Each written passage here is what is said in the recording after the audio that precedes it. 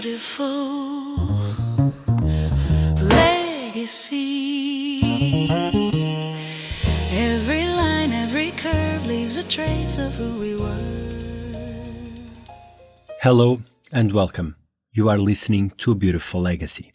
I'm your host, Tiago Pinto, and this is your short moment to take a look at the objects, systems and ideas that shaped how we live. A typeface seems ordinary, almost silently. It carries words while trying not to interrupt them. But some typefaces change the way language feels. Futura was not designed to decode the future. It was designed to discipline it. Released in 1927 by the Bauer Type Foundry and designed by Paul Renner, Futura appeared with the name that sounded like a promise, Futura, the future. But it did not look digital, metallic or mechanical. Its power came from restraint.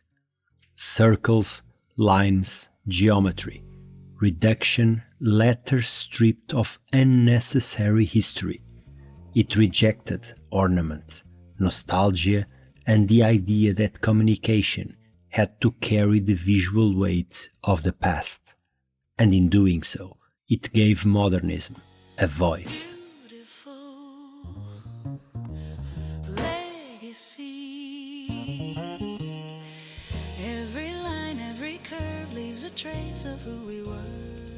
To understand Futura, we need to understand the world it entered.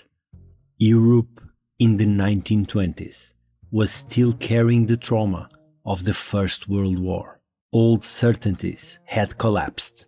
Industry was accelerating, mass production was changing homes, streets, transport, and communication. Designers were asking a difficult question: what should the modern work look like? For some, the answer was tradition, for others, decoration, but for modernists, the answer was clarity. Architecture was losing ornament, furniture was becoming lighter, graphic design was moving towards systems. Typography was part of this battle. Letters were not neutral, they carried history, class, ideology, and national identity. Futura arrived as a refusal. It suggested that the modern world did not need to speak through ornament. It could speak through reason.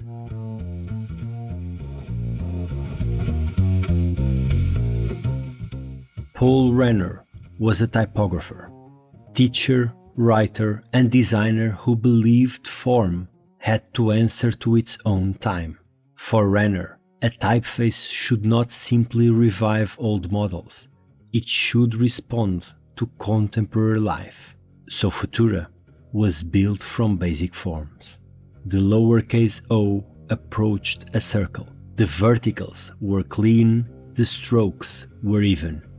The shapes appeared constructed rather than written.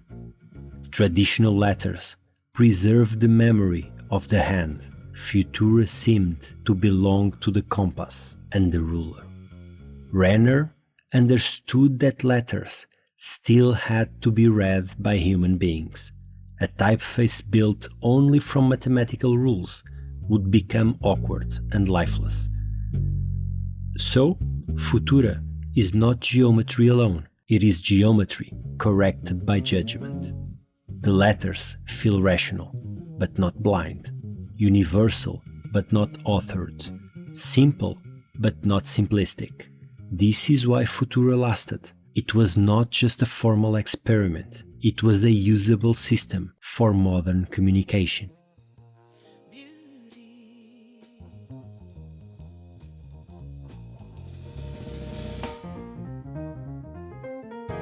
Futura carried the promise of efficiency, progress, intelligence, and order. It appeared in books, posters, advertising, packaging, corporate identities, and public communication. A typeface does not simply carry words, it changes the temperature of the words themselves. Set in Futura, words gained direction. They seemed to belong to a world that had made a decision about itself. That's why Futura became such a national companion to modernism. It did not illustrate the future, it made the future legible. And then, in 1969, when Apollo 11 landed on the moon, the plaque left behind by the astronauts was set in Futura. A typeface, born from European modernist ambition, traveled beyond Earth and became part of one of humanity's symbolic messages. Futura did not just describe the future, it went there. But its legacy did not remain in museums, design books, or space history. It entered commerce as well.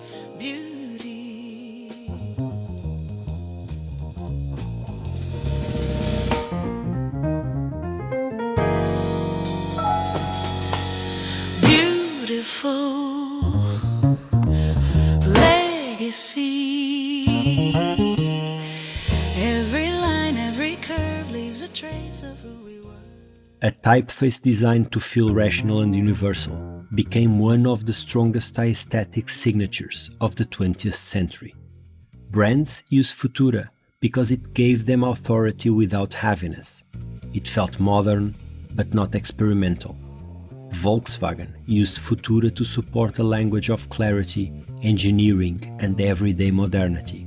It helped make the car feel rational and democratic. Nike used versions of Futura differently. In Nike's world, Futura became compression, speed, confidence, and force. It helped to turn short phrases into visual commands. Just do it does not work only because of the words. It works because the words look decisive. Then there is Supreme.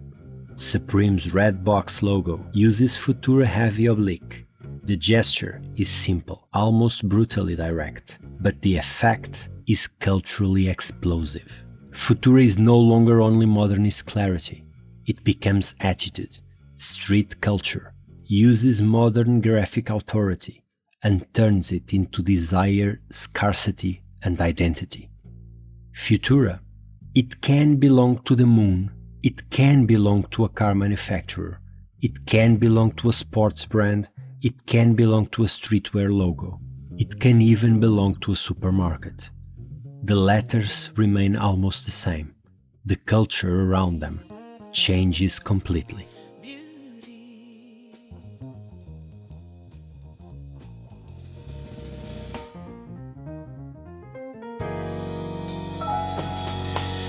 Beautiful legacy. Every line, every curve leaves a trace of who we were. The world we inherited from Futura is a world where typography is infrastructure. Today, we are surrounded by geometric sans serifs in apps, airports, packaging, signage, transport systems, museums, and streaming platforms. The visual language of clarity is everywhere. We often do not notice it because Futura helped make that language normal. It taught us that modernity could be built through reduction, that progress could have a shape, that authority did not need decoration. But Futura also reveals something complicated. Universal design is never truly universal. Even a typeface designed to feel neutral carries taste, belief, and ideology. Futura looks objective, but it belongs to a specific cultural project. Futura is not neutral, it is conviction, disguised as neutrality. Every time it appears, it brings a quiet argument. The world can be simpler, the message can be clearer, the future can be designed.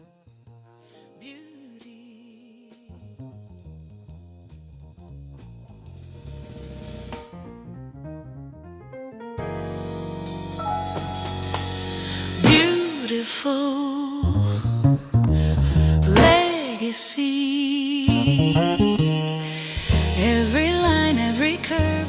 trace of who we were. Futura's legacy is not just that it became famous.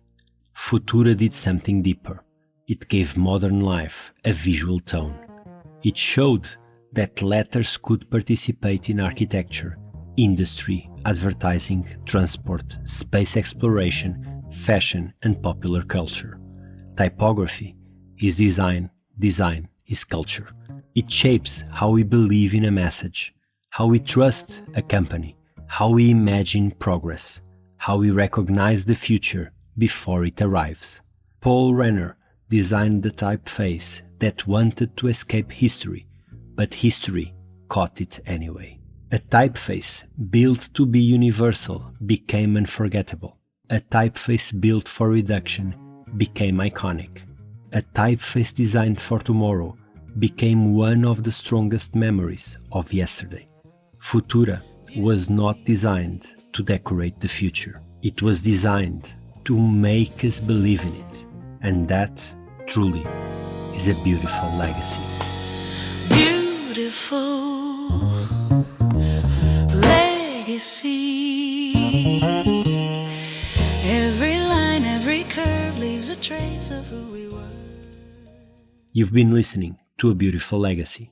In this new chapter, we are exploring legacy through specific works, objects, rooms, systems, graphics, and ideas that change the way we live. If this episode shifted how you think about typography, modernism, or the hidden decisions behind the voice of progress, follow the show and join me for the next episode. Until then, keep noticing the beauty people leave behind. Beautiful legacy. Every line, every curve leaves a trace of who we were. In the shape of a chair, in the light on a wall, someone's dream still stands tall. But